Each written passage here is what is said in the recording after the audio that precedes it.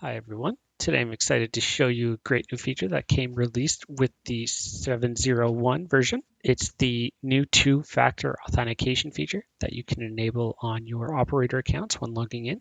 The introduction of 2FA to the CurrentWare suite provides an extra layer of security to ensure that administrator and operator accounts are only accessed by trusted users.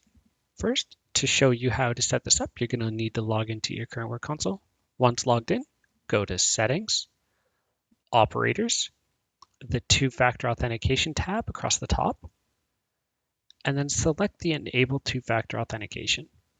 Next, you need to choose your enforcement level. On means all of your user accounts will need to set up 2FA before they're able to log in. Off means you can choose which users use 2FA.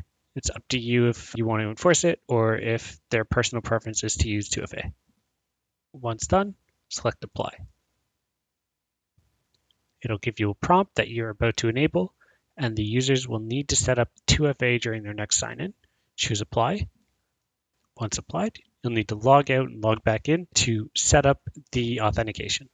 Now we're logging back in.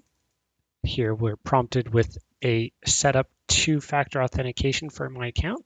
I can choose to use the Authenticator app or to use SMS, text messaging. It's up to you which way you want to set it up. We'll show with the app for this demonstration. Going into that app. Next, I now have a code that I'm going to scan with my authentication app. You can use Google Authenticator, apps like Authy, whatever is your preference. Now that you've set up your two-factor authentication, every time you log in with your operating account, you'll now be prompted to log in and use that two-factor authentication method that you've set up. As always, thank you for taking the time to check out our new feature video.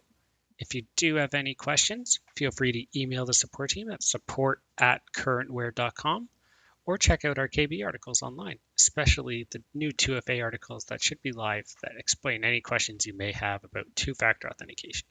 Thanks.